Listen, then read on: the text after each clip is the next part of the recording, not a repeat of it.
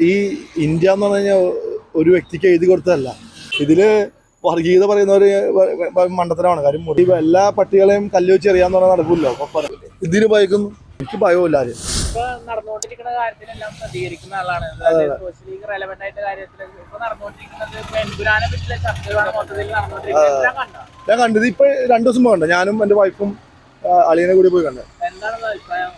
എമ്പുരാനിലെ കുറെ scene cut ചെയ്തപ്പോഴാണ് ഞാൻ കണ്ടത്. ഞാനതിലാ ഒരു പ്രഗ്നന്റ് ആയിട്ടുള്ള സ്ത്രീയെ റേപ്പ് ചെയ്യുന്ന അതൊക്കെ നടന്ന സംഭവമാണല്ലോ. ആ സ്ത്രീ ജീവിച്ചിരിക്കുന്നുണ്ട് എന്നാണ് പറയുന്നത്. അപ്പോൾ നമ്മൾ അവിടെ നടന്ന കാര്യം പത്രത്തിലൂടെയും ന്യൂസിലൂടെയൊക്കെ നമ്മൾ കണ്ടിട്ടുള്ളൂ. അപ്പോൾ ഇത്രയും ഭീകരമായിട്ടുള്ള കാര്യങ്ങളാണ് അവിടെ നടന്നതെന്ന് സിനിമയിലൂടെ കാണിച്ചത് വലിയൊരു കാര്യമാണ്. പിന്നെ അതിൽ വില്ലൻ എന്ന് പറഞ്ഞ ഒരാള്, അങ്ങനെ ഒരാളുണ്ടെന്നാണ് പറയുന്നത്. ഇതൊന്നും എനിക്കറിയില്ല. ഇതൊക്കെ പറഞ്ഞുള്ള ഒരു ഇത് മാത്രമേ ഉള്ളൂ. എമ്പുരാൻ സിനിമ ശരിക്കും പറഞ്ഞാൽ നമ്മുടെ നാട്ടില് കേരളം എന്ന് പറഞ്ഞ സ്ഥലം എല്ലാ മതക്കാരും വളരെ സന്തോഷത്തോടെ ജീവിക്കുന്ന സ്ഥലമാണ്. അപ്പോൾ ഇവിടെ കുറച്ച് ഒരു പറ്റം ആൾക്കാർ വന്നിട്ട് എന്താ പറയുക, അങ്ങനെ പറ്റില്ല ഇങ്ങനെ പറ്റില്ല ഇങ്ങനെ ജീവിക്കാൻ പറ്റില്ല അങ്ങനെ. നമ്മുടെ നാടെന്ന് പറഞ്ഞാൽ ഈ ഇന്ത്യ എന്ന് പറഞ്ഞു കഴിഞ്ഞാൽ ഒരു വ്യക്തിക്ക് എഴുതി കൊടുത്തതല്ല. നമുക്ക് എല്ലാവർക്കും ജീവിക്കാൻ, സമാധാനത്തോടെ ജീവിക്കാൻ വേണ്ടിയാണ്. അത് മുസ്ലിമാണ്, ഹിന്ദുവാണ്. എൻ്റെ ബെസ്റ്റ് ഫ്രണ്ട് ഹിന്ദുവാണ്. അവൻ്റെ വീട്ടിൽ ഓണം ഉണ്ടെങ്കിൽ ഞാൻ അവൻ്റെ വീട്ടിൽ പോയി ഓണത്തിന് ഭക്ഷണം കഴിക്കും. എൻ്റെ വീട്ടിൽ പെരുന്നാളിന് വന്ന് അവൻ ഭക്ഷണം കഴിക്കും. അപ്പോൾ നമ്മൾ അത്രയും ഒരു ഡീപ്പായിട്ട് റിലേഷൻഷിപ്പ് ഉള്ള ആൾക്കാരാണ്. ഒരു മതം ഭയങ്കരമായിട്ട് സ്പ്രെഡ് ചെയ്യുന്ന ഒരു സമയത്ത് ഇങ്ങനത്തെ നല്ലൊരു പടം വന്ന് നല്ല കാര്യം, നല്ലൊരു മെസ്സേജായിട്ട് എനിക്ക് ഫീൽ ചെയ്യുന്നത് എമ്പുരാൻ മൂവി.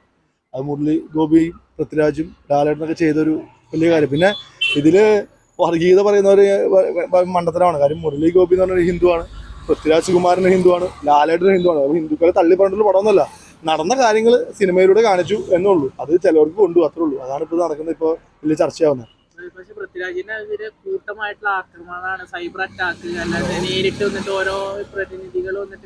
ഇതിനു മുമ്പ് പൃഥ്വിരാജ് ലക്ഷദ്വീപിനെ പറ്റി ഒരു കാര്യം പ്രതികരിച്ചപ്പോൾ ഇതുപോലെ തന്നെ അതിന് രാജുവിനെതിരെ ഭയങ്കരമായിട്ട് വിഷയം ഉണ്ടായതാണ്. ഞാൻ അതിനെതിരെ സംസാരിച്ച ആളും കൂടിയാണ്. പിന്നെ ഇതൊക്കെ എങ്ങനെ ഉണ്ടാവും? അത് അങ്ങനെയാണ്. ഈ എല്ലാ പട്ടികളെയും കല്ല് വെച്ച് എറിയാന്ന് പറഞ്ഞാൽ നടക്കില്ല. അപ്പോൾ പരസ്യത്തെ പട്ടി അവിടെ കുറയ്ക്കും, നമ്മൾ ചെയ്ത് മുന്നോട്ട് പോകത്തുള്ളൂ. നമുക്ക് ഒരു സംവിധായകൻ എന്ന നിലയിൽ നമുക്ക് എന്തും തുറന്ന് കാട്ടാൻ, അല്ലെങ്കിൽ ഒരു കല എന്നുള്ളത് പൂർണ്ണത വേണ്ടേ? ബ്രോ, സിനിമ എന്ന് പറഞ്ഞാൽ സിനിമയായിട്ട് കാണുക ബ്രോ. അല്ലാതെ അത് സീരിയസ് ആയിട്ട് എടുക്കുന്ന ആളുകൾ മണ്ടന്മാരാണ്, ശുദ്ധ മണ്ടന്മാരാണ്. അത് തലയിൽ ചാണകം വെച്ചിട്ട് ഇരിക്കുന്ന ആളുകളാണ്. പറഞ്ഞിട്ട് കാര്യമില്ല. 1947 സ്വാതന്ത്ര്യം നേടി തന്നെന്ന് പറയുമ്പോൾ ഇപ്പോഴും പലതും പറയാനും എന്നാണ് കാണിക്കാനുള്ള സ്വാതന്ത്ര്യം ഒരാള് നേടിയെടുത്തല്ലോ, ഒരുപാട് ആളുകൾ അതിന് വേണ്ടി കഷ്ടപ്പെട്ടാണ്. അപ്പൊ അതിൽ ചിലപ്പോൾ ഹിന്ദു ഉണ്ടാവും, മുസ്ലിം ഉണ്ടാവും, ക്രിസ്ത്യൻ ഉണ്ടാവും.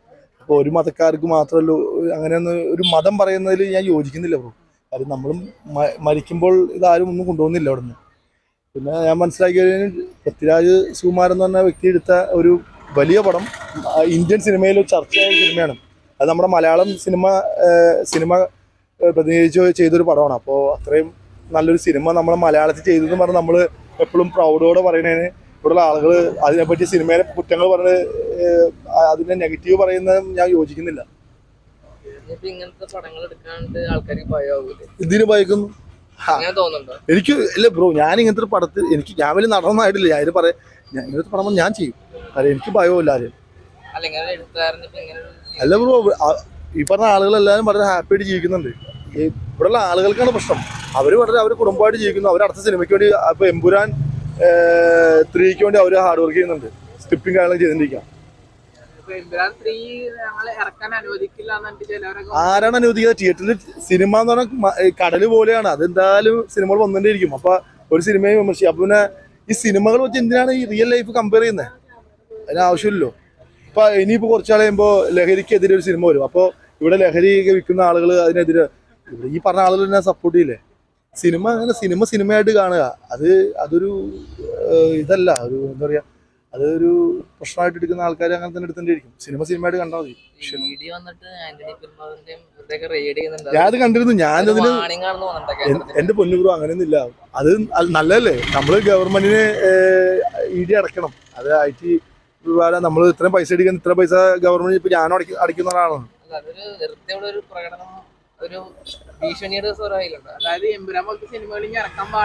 അങ്ങനെ ഞാൻ അതിൽ വിശ്വസിക്കുന്നില്ല കേട്ടോ. കാര്യം ചിലപ്പോൾ അവരിൽ ഇത്രയും ഞാൻ പറഞ്ഞു 150 കോടി രൂപ മുടക്കി സിനിമ പിടിച്ചാണ്. അപ്പോൾ അവരിൽ കൂടുതൽ പൈസ ഉണ്ടാവും. അപ്പോൾ അതിന് ചിലപ്പോൾ അവർക്കൊരു അങ്ങനെ ചെയ്തായിരിക്കാം. എനിക്ക് സിനിമ ചെയ്തെന്ന് പറഞ്ഞാൽ ഒരു ഞാൻ യോജിക്കുന്നില്ല ആ കാര്യത്തിൽ.